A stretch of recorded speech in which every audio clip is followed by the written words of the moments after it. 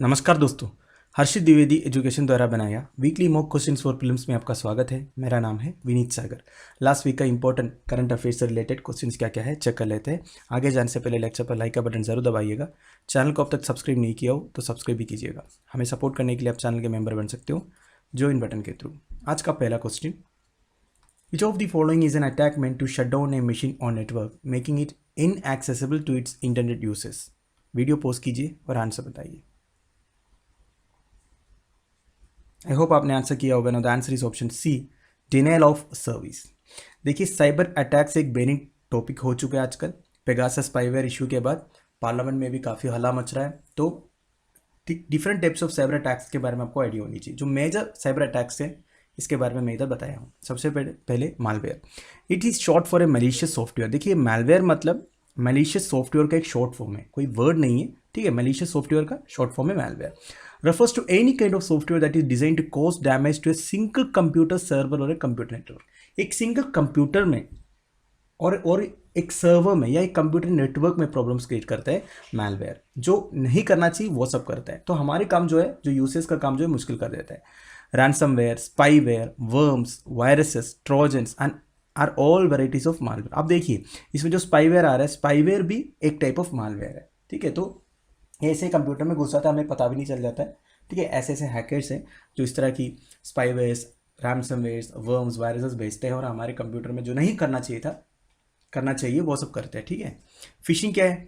It is a method of trying to gather personal information using deceptive emails and websites. ये तो आपने सुना ही होगा, जो पर्सनल इन्फॉर्मेशन हैक कर लेते हैं ना, फिशिंग ईमेल के थ्रू, ठीक है, या कोई वेबसाइट में हम क्लिक करने से हमारी जो पर्सनल इन्फॉर्मेशन जो हम स्टोर करके रखा है वो सब लीक हो जाएगा। इसको फिशिंग बोलते हैं।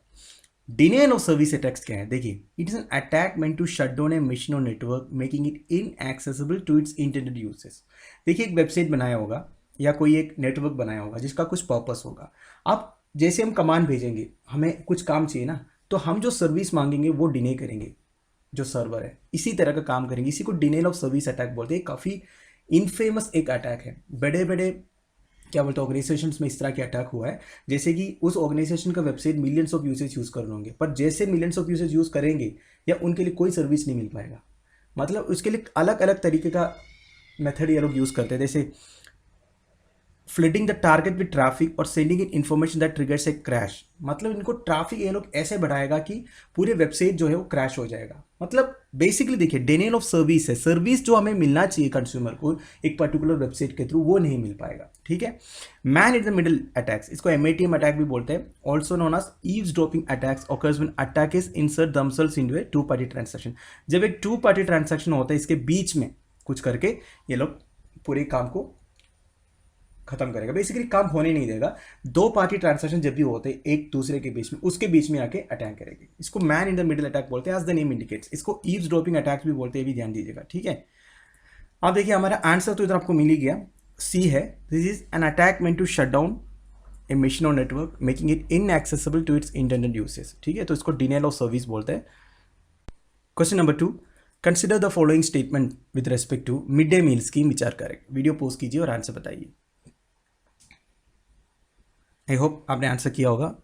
Answer is option B 1, 2 and 3 only. Statement 4 गलत है। देखिए, मिड डे मील स्कीम के बारे में आप सभी ने सुना होगा। बेसिकली बच्चों को लंच प्रोवाइड किया जाता है, वो भी हॉट कुक्ड मील्स प्रोवाइड किया जाता है गवर्नमेंट स्कूल्स, एडेड स्कूल्स, मदरसास, मकतब्स, ये सभी के थ्रू, ठीक है। तो इसके बारे में 4 स्टेटमेंट्स हैं जिसमें 3 सही है। देखिए, पहले एक्सप्लेनेशन देखते हैं।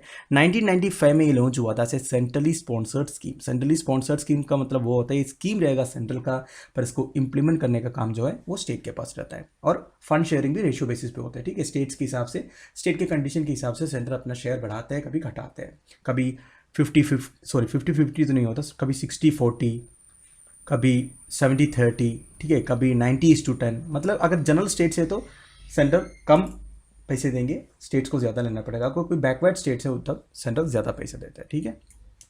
अब देखिए, it provides every child with in the age group of 6 to 14 years. ये सब ध्यान दीजिएगा, ये सब स्टेटमेंट्स आ सकता है 6 to 14 ईयर्स के बीच में, वो भी क्लास 1 से क्लास 8 तक, हु एनरोल्स एंड अटेंड्स स्कूल, ठीक है। स्कूल में जो स्टूडेंट्स लिस्ट है उसमें एनरोल होना चाहिए और क्लासेस अटेंड करना चाहिए, तभी मिलेगा। 8th क्लास के बाद ये नहीं मिलेगा। shall be provided hot cooked meal having nutritional standards of 450 calories and 12 gram of protein for primary 1 to 5 classes. ये सब ध्यान दीजिएगा, वेरी इंपॉर्टेंट पॉइंट है। देखिए 450 calorie and 12 gram of protein है 1 से 5 क्लास तक, 700 calorie and 20 gram of protein है अपर प्राइमरी क्लास मतलब 6, 7, 8 क्लासेस में, and free of charge every day except on school holidays. School holidays में तो नहीं मिलेगा, बाकी जितने वर्किंग डेज है, स्कूल डेज है, वो सभी में मिलेगा। Scheme covers all government and government aided schools and also madrasa maktabs supported by Sarva Shiksha Abhiyan. सर्व शिक्षा अभियान के अंदर जितने भी स्कूल्स आते हैं, जैसे गवर्नमेंट स्कूल्स हो गया, डायरेक्ट गवर्नमेंट के कंट्रोल में आता है। एडेड स्कूल्स हो गया, एडेड स्कूल्स का मतलब क्या होता है? एडेड स्कूल्स वही स्कूल होता है जिसका प्राइवेट मैनेजमेंट रहेगा, पर गवर्नमेंट जो टीचर्स की सैलरी है और जितने भी वेलफेयर स्कीम्स है वो सब गवर्नमेंट करेगा। बेसिक जो इंफ्रास्ट्रक्चर है, स्कूल बनाने का जगह या स्कूल का बिल्डिंग, ये सब प्राइवेट मैनेजमेंट को ही करना पड़ेगा, और टीचर्स का अपॉइंटमेंट भी एक हद तक प्राइवेट मैनेजमेंट ही डिसाइड करते हैं, ठीक है। तो इसको एडेड स्कूल्स बोलते हैं, ये सभी में देते हैं। And place of serving meals to children shall be school only. ये एक्चुअली रिसेंटली इन्होंने कुछ रूल्स गाइडलाइंस पास किया था ये मिड डे मील स्कीम के अंदर, तो इसमें क्लियरली बताया है जहाँ मील सर्व करा है ना स्कूल में ही होना चाहिए। ऐसा नहीं आपको जहाँ चाहिए कहीं और जाके होटल में अपने मील सर्व किया उधर आके खा लो, ऐसा नहीं चलेगा। स्कूल जहाँ वो बच्चे पढ़ रहे हैं उधर ही सर्व होना चाहिए। The meal shall be prepared in accordance with mid day meal scheme guidelines issued by the central government from time to time. देखिए मील को प्रिपेयर करने का तरीका तो ऑब्वियसली गाइडलाइंस होगा, कैसे प्रिपेयर होना चाहिए, कितना क्या बोलते हैं, कैसे कैसे बनाना चाहिए। बेसिकली ऐसा नहीं कि बच्चे खा नहीं पाएगा, ज़्यादा तीखा बना दिया, ठीक है, ज़्यादा मीठा बना दिया, ऐसा कुछ नहीं। एक गाइडलाइंस दिया हुआ है कैसे बनाना होता है, उसी तरीके से अच्छी तरीके से हाइजीन मेंटेन करके बनाना होता है, ठीक है। अब हमारे स्टेटमेंट्स देख लीजिए क्या क्या है। It was launched in the year 1995 as a centrally sponsored scheme, very correct. Age group of 6 to 14 years की बात की है, and 1 to 8 with cooked meal, बिल्कुल सही। And government aided schools, madrasa maktabs etcetera, ये भी सही है। देखिए इस तीसरा वाला स्टेटमेंट आपसे ऐसा भी पूछ सकता है, mid meal schemes are provided only in government schools, ठीक है, तो उसमें गवर्नमेंट एडेड स्कूल्स भी आएगा, मदरसास आएगा, मकतब्स आएगा, ठीक है, तो ये ध्यान दीजिएगा। And it is not mandatory लिखा हुआ है to place of serving meals के बारे में, तो ये गलत हो गया। तो answer is option B 1, 2 and 3 only. Question number 3, which of the following statement is the correct definition of sero surveillance? Video pause कीजिए और आंसर बताइए। Now the answer is option A. It seeks to assess the prevalence of disease in a population by detecting the presence of specific antibodies against the virus. देखिए दोस्तों, sero surveillance के बारे में आपने अक्सर सुना होगा जब से कोविड-19 पैंडेमिक आया है। देखिए सेरावेट का मतलब होता है पार्ट ऑफ ब्लड, तो बेसिकली ब्लड टेस्ट करके जो सर्वे करते हैं इसी को सेरो सर्वेलेंस बोलते हैं। इसका कुछ ऑब्जेक्टिव्स है, क्या है? देखिए sero surveillance detect specific antibodies, blood में कुछ पर्टिकुलर एंटीबॉडी है कि नहीं ये चेक करने के लिए सेरो सर्वेलेंस होता है। देखिए दोस्तों, इसका मकसद क्या है, मैंने काफ़ी बार बताया और एक बार बता देता हूँ। ये जो कोविड-19 या कोरोना वायरस है, ये कई लोगों को इन्फेक्ट किया, हो सकता है आपको, मुझे, सभी को इन्फेक्ट किया होगा। कुछ लोगों में इसका सिम्टम्स दिखाया ही नहीं होगा, पर इसका मतलब ये नहीं आप कभी इन्फेक्टेड नहीं थे, है कि नहीं। आप देखिए गवर्नमेंट को एक पर्टिकुलर पैंडेमिक का कम्युनिटी स्प्रेड पता करने के लिए इस तरह की सर्वे करना पड़ता है। देखिए जो सिम्टोमेटिक है वही को चेक किया तो बोलेगा देखिए इतने लोगों में सिम्टम्स दिखाया और ये सब कोविड-19 अफेक्टेड है, ऐसे बोलने से काम नहीं चलेगा। एक कम्युनिटी स्प्रेड हुआ है कि नहीं, मतलब एक कम्युनिटी में, एक सोसाइटी में पूरा एक वायरस स्प्रेड हुआ है कि नहीं, तब पता चलेगा ना एक वायरस कितना स्प्रेड हुआ, कितना उसका स्प्रेडिंग रेशियो है। तो ये पता करने के लिए सेरो सर्वेलेंस करते हैं। सेरो सर्वेलेंस में क्या है, एक सिटी या एक कम्युनिटी से 200 या 300 लोगों को सेलेक्ट करते हैं, सभी का ब्लड चेक करते हैं, कितने में एंटीबॉडीज है ये चेक कर लेते हैं, ठीक है। तो कोरोना वायरस के केस में IgG, जो इम्यूनोग्लोबुलिन जी बोलते हैं, वही एक एंटीबॉडी है जिसके शरीर में कोरोना वायरस घुसा होगा, इनके शरीर में ये एंटीबॉडीज रहते हैं। अब ये एंटीबॉडीज है, इससे क्या पता चलेगा, इनको भी कोरोना वायरस इन्फेक्ट हुआ है, ठीक है। तो कोई ज़रूरी नहीं है वो सिम्टम्स दिखाए। तो ये कम्युनिटी स्प्रेड पता करने के लिए, कितने ज़्यादा स्प्रेड हुआ एक पैंडेमिक या एक वायरस, वो पता करने के लिए सेरो सर्वेलेंस करता है, ठीक है। इसका और भी ऑब्जेक्टिव्स है, जैसे immunity check. It can also भी conducted to check if a person has developed immunity. एक शरीर में, एक बंदे का शरीर में इम्यूनिटी कितना अच्छा है वो पता करेगा, क्योंकि इम्यूनोग्लोबुलिन जो एंटीबॉडी तो प्रेजेंट होगा ना उनके शरीर में। पास इन्फेक्शन कुछ हुआ है ये पता चलेगा, ठीक है। और भी कुछ लिखा है, पढ़ लीजिएगा। ये पहला 3 पॉइंट जो है इंपॉर्टेंट है। तो सेरो सर्वेलेंस क्या है ये आपको मालूम होना चाहिए। और एक बार बता देता हूँ, एक आदमी के शरीर में एंटीबॉडीज एक पर्टिकुलर वायरस के खिलाफ है या नहीं, ये चेक करने के लिए सेरो सर्वेलेंस करते हैं, ठीक है। तो answer is option A. Question number 4, consider the following statements with respect to monkey B virus which are correct. Video post कीजिए और आंसर बताइए। Now the answer is option D 1, 2 and 3 तीनों statement सही है। देखिए मंकी बी वायरस का एक case recently China से रिपोर्ट हुआ था, ठीक है, तो इसके बारे में आपको आइडिया होनी चाहिए। देखिए मंकी बी वायरस ये एक्चुअली 1932 में सबसे पहले इसको आइसोलेट किया हुआ था। It is an alpha herpes वेरिक enzootic in macaques of the genus Macaca. अब देखिए इसमें लिखा है herpes वायरस। अब ये herpes वायरस का मतलब क्या होता है? देखिए herpes वायरस कुछ नहीं दोस्तों, वही है जो ह्यूमन में सबसे ज्यादा इन्फेक्ट होता है, ठीक है, ह्यूमन में स्प्रेड हो जाता है ना, उसी को herpes वायरस बोलते हैं। तो मंकी बी वायरस एक herpes वायरस है, ये मंकी से ह्यूमन में स्प्रेड हो जाता है, ठीक है। 1932 में सबसे पहली बार इसको आइसोलेट किया था। Infection can be transmitted by direct contact and exchange of bodily secretions of monkeys. अगर मंकीज के साथ हमने कुछ बॉडी कॉन्टैक्ट हुआ, इनकी बॉडीली सेक्रीशन से हो सकता है। अगर ये इन्फेक्ट हो गया 70% to 80% फैटेलिटी रेट है, ठीक है, ये भी ध्यान रखना। और macaque monkeys commonly have this virus. तो कॉमनली कौन से मंकीज में सबसे ज़्यादा दिखता है? मैकैक में। तो मैकैक के बारे में आपने सुना होगा, लायन टेल्ड मैकैक, ठीक है। तो केरला में जो साइलेंट वैली है उधर ये सबसे ज़्यादा दिखता है लायन टेल मैकैक जो है। वैसे इंडिया में कई जगह में दिखता है, पर साइलेंट वैली काफ़ी फेमस है लायन टेल मैकैक के लिए, ये ध्यान दीजिएगा। It can be found in their saliva, poop, urine और ब्रेन और स्पाइनल कोड टिश्यू, ठीक है। तो मंकी वायरस जो मंकी बी वायरस है ये इनके शरीर में, इनके सलेवा में, इनके पूप में, यूरिन में, ठीक है, बॉडली सेक्रीशंस में वगैरह दिखता है, right. It may be also found in cells coming from an infected monkey in a lab. B virus can survive for hours on surfaces, particularly when moist. ठीक है, तो इसका सबसे बड़ा एक खासियत ये है, ये वायरस अगर बाहर निकला तो ये कोई भी सरफेस में भी सर्वाइव हो सकता है घंटों के लिए। तो कोई और उधर आके टच किया तो उनको भी अफेक्ट हो सकता है, ठीक है। Currently there are no vaccine, कोई वैक्सीन नहीं है इसके अगेंस्ट। कई सारे ऐसे डिजीज है, वायरस है जिसके अगेंस्ट अभी तक वैक्सीन फाइंड आउट नहीं किया है। वो इतना बड़ा इशू इसलिए नहीं बना है क्योंकि इसमें जो स्प्रेडिंग रेट है वो कम है। जैसे कोरोना वायरस है, इनके अगेंस्ट वैक्सीन क्यों फाइंड आउट किया जल्दी जल्दी? क्योंकि इसमें स्प्रेडिंग रेट है जो वो कहीं ज़्यादा है। और एक चीज़ ये है दोस्तों, जो भी वायरस का स्प्रेडिंग रेट जो है, ठीक है, ये ज़्यादा हो जाता है ना, इसकी फैटेलिटी रेट हमेशा कम होता है। जिसका कम स्प्रेडिंग रेट है, मतलब इतना जल्दी वो ट्रांसमिट नहीं होता है, एक स्प्रेड नहीं होता है एक से दूसरे के ऊपर, उनको उनका जो फैटेलिटी रेट है, अगर वो इन्फेक्ट हो गया तो मरने का चांस बहुत ज़्यादा है। तो कोरोना वायरस का सीधा अगेंस्ट है, इसका स्प्रेडिंग रेट ज़्यादा है इसलिए फैटेलिटी रेट कम है, राइट। और एक है दोस्तों कैसनूर फॉरेस्ट डिसीज, मंकी फीवर जिसको बोलते हैं, ये इससे अलग है, ठीक है। जो कैसनूर फॉरेस्ट डिसीज है, ये सबसे पहले कैसनूर फॉरेस्ट जो है वेस्टर्न घाट्स में उधर ही दिखा था, कर्नाटका साइड में। तो इसकी जो वायरस है मंकी फीवर जिसको बोलते हैं, ये KFD वायरस है। KFD मतलब कैसनूर फॉरेस्ट डिसीज वायरस। तो मंकी फीवर वायरस और KFD वायरस में फर्क है, ये ध्यान दीजिएगा। तो स्टेटमेंट्स में वही लिखा है मैंने जो अभी बोला। तो answer is option D 1, 2, 3। Question number 5, ministry of home affairs e portal SIMS seizure information management system talks about which seizure. Video post कीजिए, आंसर बताइए। आई होप आपने आंसर किया होगा। No the answer is option A drugs. देखिए अपने narcotics control bureau के बारे में सुना होगा ना, और एक narcotics drugs and psychotropic substances act के बारे में सुना होगा।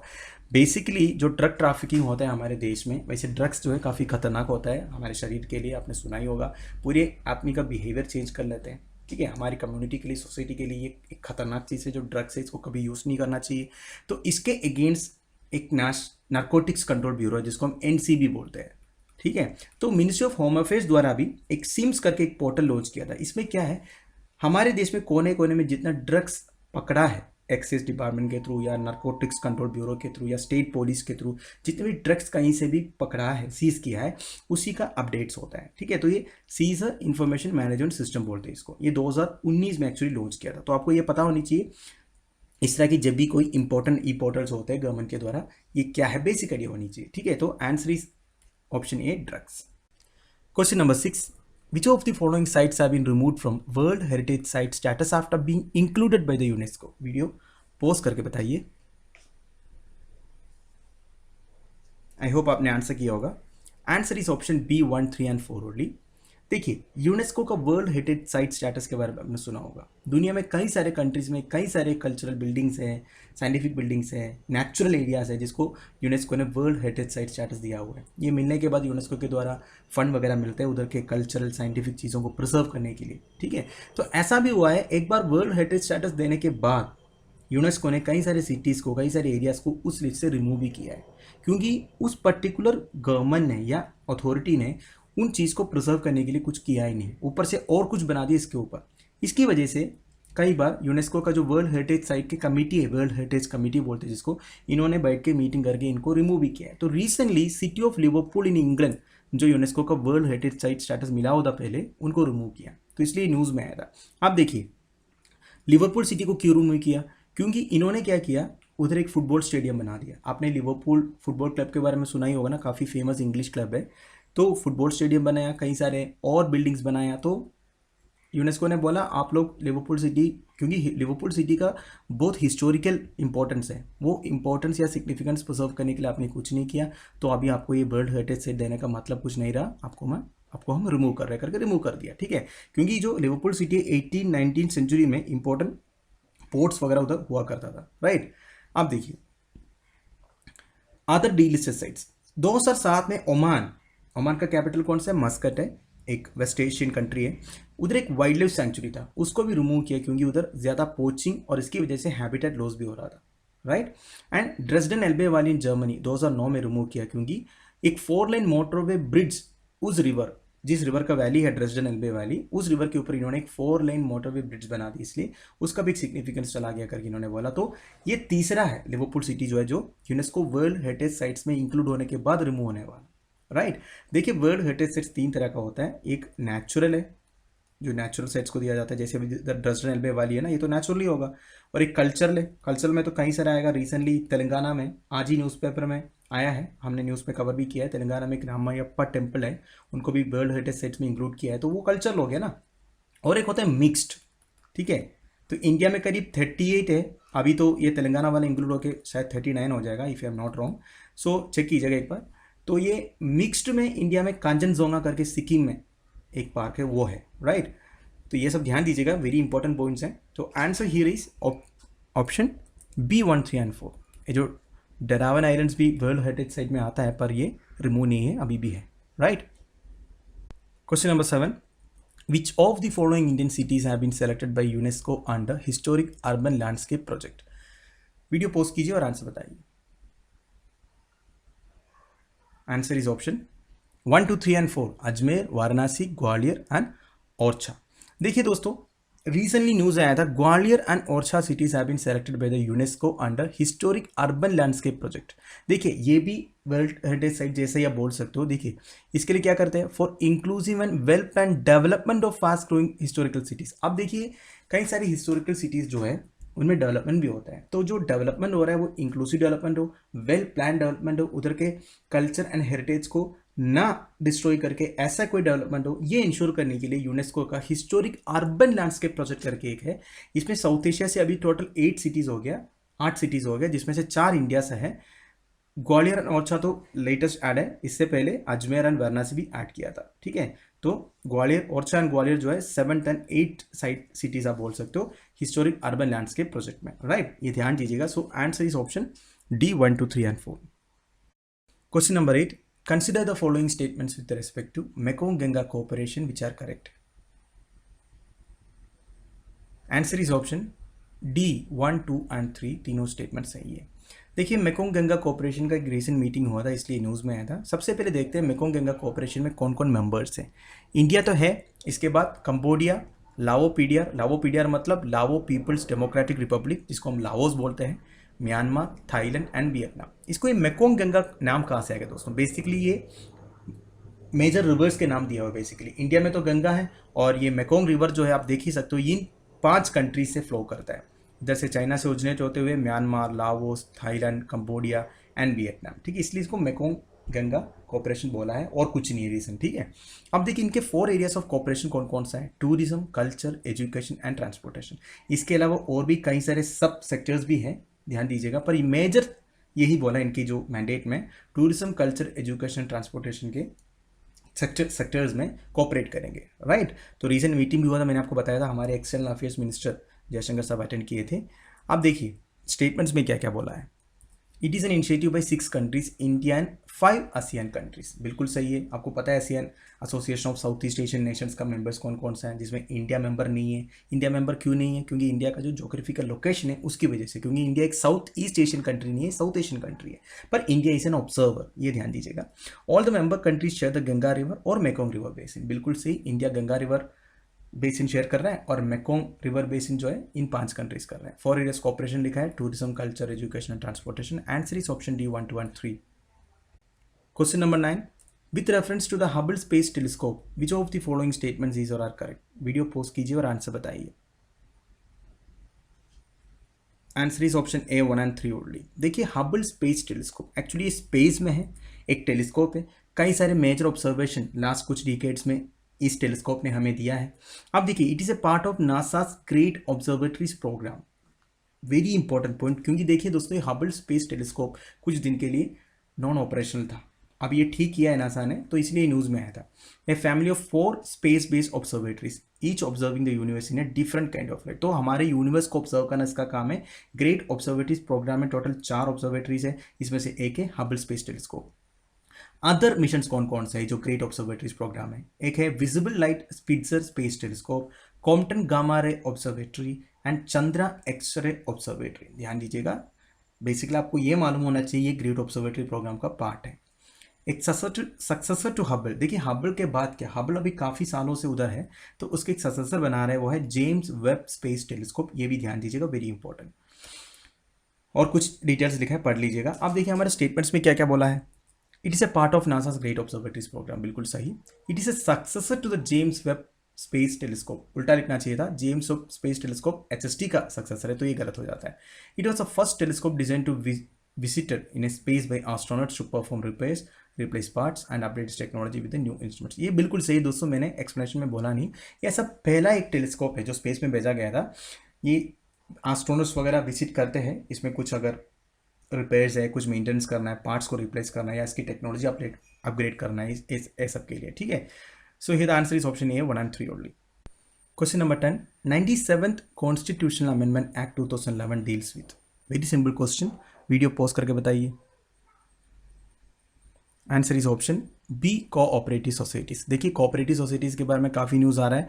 रिसेंटली कैबिनेट रीशफलिंग के टाइम पर मोदी गवर्नमेंट ने एक मिनिस्ट्री ऑफ कोऑपरेशन भी शुरू किया है, जिसमें हमारा home minister Amit Shah ji minister है।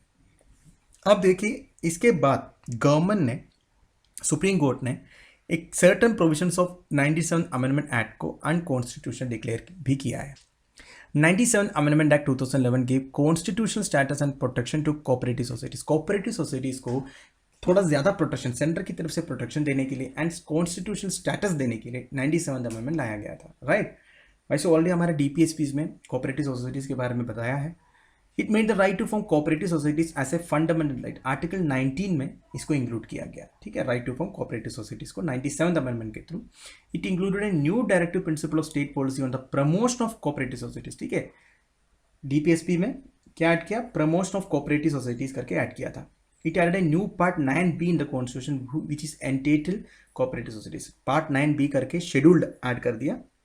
अब देखिए supreme court struck down certain provisions of constitution in so far as it introduce clauses dealing with working of cooperative societies working with in a state. देखिए सुप्रीम कोर्ट ने majorly ये बोला है कि जो कोऑपरेटिव सोसाइटीज वाला काम state list में है, तो जब पार्लियामेंट को ऐसा एक अमेंडमेंट एक्ट पास करना था तब स्टेट्स का रेटिफिकेशन भी लेना जरूरी था। होता है ना 50%, आर्टिकल 368 में क्लोज 2 में क्या बोलते हैं, अगर स्टेट से संबंधित कुछ चीज़ें हैं उस एक्ट बनाते वक्त तो स्टेट्स का रेटिफिकेशन चाहिए, वो भी 50% से ज़्यादा स्टेट्स का रेटिफिकेशन चाहिए, वो नहीं किया गया था। इसलिए इसके कुछ क्लॉसेस को सारे पूरा 97 अमेंडमेंट को कॉन्स्टिट्यूशन नहीं बोला, इसमें कुछ इंपॉर्टेंट क्लॉसेस है वो सुप्रीम कोर्ट ने बोला अनकॉन्स्टिट्यूशनल है, ठीक है। तो ये ध्यान देना, काफ़ी न्यूज़ में आया था 97 अमेंडमेंट। इसके बारे में मैं ज़्यादा एक्सप्लेन नहीं कर रहा हूँ, हम एक अलग वीडियो बना के आपको समझाएंगे 97 अमेंडमेंट में क्या क्या बोला है, ठीक है। सो हियर और answer is option B cooperative society. Question number 11, consider the following statements regarding SMILE scheme which are correct. Video pause कीजिए और आंसर बताइए। Answer is option C both 1 and 2। देखिए स्माइल स्कीम, पहले SMILE scheme का full form क्या है ये देख लेते हैं। Ministry of social justice and empowerment के थ्रू ये स्कीम लॉन्च किया गया था। स्माइल मतलब support for marginalise individuals for livelihood and enterprise, जो मार्जिनलाइज इंडिविजुअल्स है जिसमें बगर्स है एंड ट्रांसजेंडर्स इंक्लूडेड है, एक पर्टिकुलर स्कीम है। इसका मतलब ये नहीं है केवल बगर्स एंड ट्रांसजेंडर्स मार्जिनलाइज्ड है, और भी कई सारे सेक्टर्स आता है इसमें, पर ये जो पर्टिकुलर स्कीम है इसमें बगर्स एंड ट्रांसजेंडर्स के लिए स्पेसिफिकली बोला है। ठीक है, scheme provides the use of existing shelter Holmes available with the state and urban local bodies for rehabilitation of persons engage in the act of begging. तो beggars जितने हैं उनके रिहैबिलिटेशन के लिए स्टेट्स में जो एक्सिस्टिंग शेल्टर होम्स है इसमें उनको भी रिहैबिलिटेट करने का बात किया हुआ है। In case of non availability of existing shelter homes, new dedicated shelter homes are to be setup. ठीक है, अगर नहीं है कोई शेल्टर होम तो नया बनाना है। तो इसमें फोकस क्या करेगा, rehabilitation, provision of medical facilities, counselling, basic documentation, education, skill development, economic linkages etcetera etcetera. तो बेसिकली बगर्स एंड ट्रांसजेंडर्स के लिए गवर्नमेंट बहुत कुछ अच्छा कर रहे हैं। एक वेलफेयर एक्टिविटी है, इनकी रिहैबिलिटेशन के लिए, इनकी मेडिकल फैसिलिटीज इंश्योर करने के लिए, इनको काउंसिल करने के लिए, बेसिक इनकी जो education, skill development, economic linkages सारे काम करने के लिए ये स्माइल स्कीम लॉन्च किया है। ध्यान दीजिएगा, बगर्स एंड ट्रांसजेंडर्स इसमें मेजर फोकस रहेगा। तो और स्टेटमेंट में क्या क्या लिखा है, it is a new scheme after the major of existing schemes for beggars and transgenders. Very correct, focus of the scheme जो है लिखा है बिल्कुल सही है। So answer is option C, both 1 and 2। Question number 12. Consider the following statements. Which of the following statements is or are not mentioned in section 39 in the conduct of election rules 1961? Video pause कीजिए और answer बताइए। Answer is option B 3 only, not mention पूछा है। Statement 3 क्या बोल रहा है, every elector should remain silent throughout the voting process. ऐसा कुछ नहीं होता, कुछ डाउट है तो पूछ सकता है। ठीक है, जब हम पोलिंग बूथ में जाते हो ना दोस्तों वोट करने के लिए, उसी की बात हो रही है। Section 39 of conduct of election rules में वही बताया है, एक इलेक्टर जब पोलिंग बूथ में जाता है तो उनके लिए क्या क्या रूल्स एंड रेगुलेशन है वही बताया है। तो तीसरा स्टेटमेंट गलत है। देखिए इंपॉर्टेंट पॉइंट्स मैंने इधर मेंशन किया है, पढ़ लीजिएगा। वैसे मैं बता देता हूँ इंपॉर्टेंट कौन कौन सा है। सबसे पहला तो एवरी एक्टर शैल वोट विदाउट अनड्यू डिले। इतना ज़्यादा डिले नहीं होनी चाहिए। हाँ, टाइम लेके पूरा समझ के करो, बस ज़्यादा डिले मत करो, क्योंकि एक बहुत लेंथी प्रोसेस है। इतने सारे पॉपुलेशन, इतने सारे इलेक्टर्स को वोट करना है, तो ज़्यादा डिले नहीं करना है। No elector shall be allowed to enter a voting compartment when another elector is inside it. देखिए ये सब के बारे में आपको पता ही होगा, आप सब वोट किए होंगे, जो भी 18 साल से ऊपर है सब किए होंगे। तो आपको पता है जो नॉर्मल पोलिंग बूथ में क्या क्या रूल्स एंड रेगुलेशंस होते हैं। आपके कॉमन सेंस से आप सोच लीजिए क्या क्या होना चाहिए। एक तो ऑब्वियस ही बात है, सीक्रेसी मेंटेन करना है। ठीक है, हम किसको वोट करें किसी को बताने की जरूरत नहीं है। ऊपर से क्या है, हम जब वोट करते हैं दूसरा कोई हमारे पास में नहीं होना चाहिए। ठीक है, ऐसे कई सारे रूल्स हैं। और आर्म्स एंड एम्यूनिशन जो भी है वो लेके अंदर नहीं घुसना चाहिए। वैसे ये भी बोलते हैं मोबाइल फ़ोन लेके अंदर नहीं घुसना है, पर कई लोग मोबाइल फ़ोन लेके भी घुसते हैं, वैसे नहीं होना चाहिए। या अगर मोबाइल फ़ोन लेके जा भी रहो, स्विच ऑफ कंडीशन में होना चाहिए। ऐसे काफ़ी सारे प्रोविजन है, पढ़ लीजिएगा आप लोग। तो हमारा क्वेश्चन में क्या क्या है, देखिए मैंने क्वेश्चन इंक्लूड करने का मतलब मेरा यही था। रिसेंटली सुप्रीम कोर्ट का सीक्रेसी ऑफ वोटिंग के ऊपर एक जजमेंट हुआ था। ठीक है, हमने डेली न्यूज़ में डिस्कस भी किया था। तो इसमें क्या क्या लिखा है, every elector to whom a ballot paper has been issued shall maintain secrecy of voting 100%। किसी और को बताना नहीं हम किसको वोट कर रहे हैं। दूसरा क्या है, every elector shall vote without undue delay. Very correct. Every elector should remain silent, ये कहीं बता नहीं रहा है। वैसे हल्ला नहीं मचाना है पर साइलेंट भी नहीं रहना, ये बोला है। ठीक है, so answer is option B 3 only. This is the wrong statement. Question number 13, with respect to किन्नरम consider the following statements which are correct.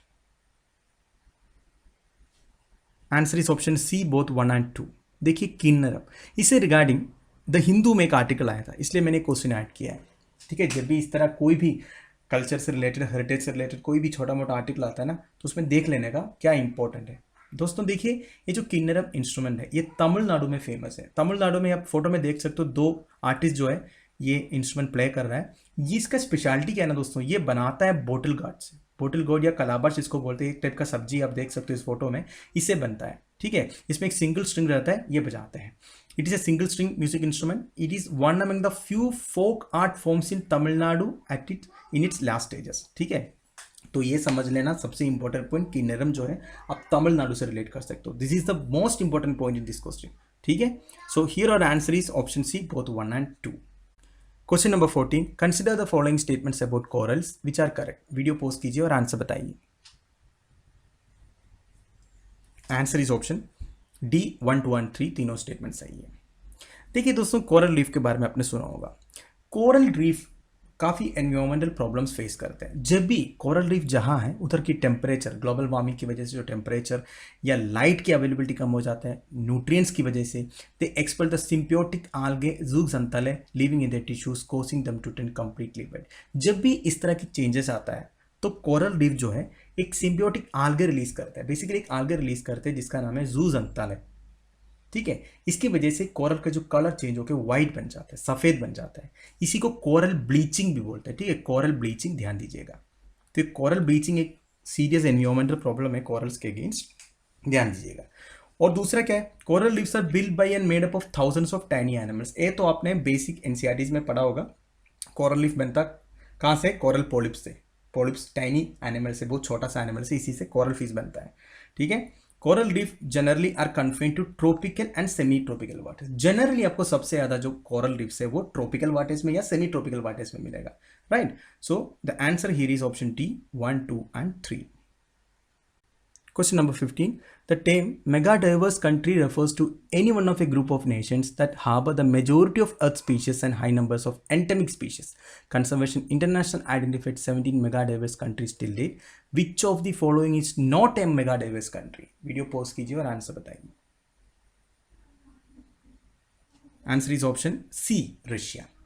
देखिए दोस्तों, स्टेटमेंट में क्लियर बोला है कि मेगाडाइवर्स कंट्री क्या होता है। इसमें क्या है, मेजोरिटी ऑफ अर्थ स्पीशीज होनी चाहिए और high numbers of endemic species होनी चाहिए। ठीक है, तो ऐसे कंट्रीज को मेगा डाइवर्स कंट्री बोलते हैं। इसमें काफ़ी सारे कंट्रीज आता है। देखिए कौन कौन सा है। सबसे पहले USA, Mexico, Colombia, Ecuador, Peru, Venezuela, Brazil, Democratic Republic of Congo, South Africa, Madagascar, India, Malaysia, Indonesia, Philippines, Papua New Guinea, China and Australia, जिसमें आपको रशिया नहीं दिख रहा है। रशिया वैसे नॉर्थन हेमिस्फीयर में एक ठंड सी जगह में है, मैक्सिमम एरिया से, उधर इतना मेगा डाइवर्स हैबिटेट आपको नहीं मिलेगा, तो रशिया तो नहीं है। ठीक है, जितने भी कंट्रीज हैं वो मैक्सिमम जो है ट्रॉपिकल और सब ट्रॉपिकल रीजन्स में, जहां आपको इस तरह की ट्रॉपिकल रेन फॉरेस्ट वगैरह मिलेगा, जहां कई सारे एंडेमिक स्पीशीज है। ठीक है, so here our answer is option C, Russia. Question number 16 and our final question. Consider the following statements regarding biodiversity hotspots which are correct. Video post कीजिए और आंसर बताइए। Answer is option C again, both 1 and 2 दोनों statement सही है। देखिए दोस्तों, biodiversity hotspots के बारे में आपने सुना ही होगा। हमारा वेस्टर्न घाट्स एक बायोडाइवर्सिटी हॉटस्पॉट्स है। इंडिया में कौन कौन सा बायोडाइवर्सिटी हॉटस्पॉट्स है आप मुझे बताइए कमेंट बॉक्स में, वेरी इंपॉर्टेंट है। There places on earth that are both biologically rich and deeply threaten. एक तो वो बायोलॉजिकली रिच होनी चाहिए, मतलब कई सारे स्पीशीज होनी चाहिए, कई सारे वेजिटेशन प्लांट्स होनी चाहिए, एंड डीपली थ्रेटन भी होना चाहिए। ये होता है बायोडाइवर्सिटी हॉटस्पॉट्स। अब देखिए, to qualify as a biodiversity hotspot region must be 2 strict criteria.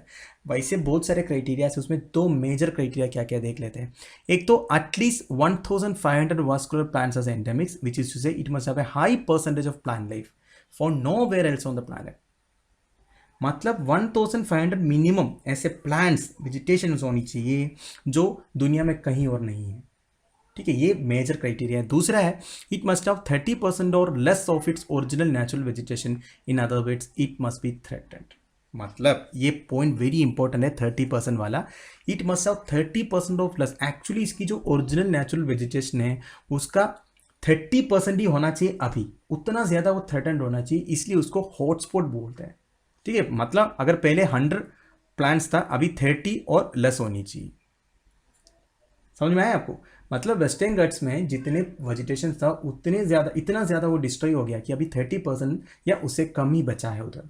तो ऐसे स्पोर्ट्स को बायोडाइवर्सिटी हॉटस्पॉट्स बोलते हैं। ठीक है, so here our answer is both 1 and 2। तो दोस्तों, दैट्स एंड ऑफ इट। ये वीडियो मैं इधर फिनिश कर रहा हूँ। आई होप आपको कुछ ना कुछ सीखने को मिला होगा। आप लोगों की वैल्यूएबल सजेशंस एंड कमेंट्स जो है आप मुझे कमेंट बॉक्स में प्लीज़ बता दीजिएगा। Thank you for watching, bye bye, have a nice day.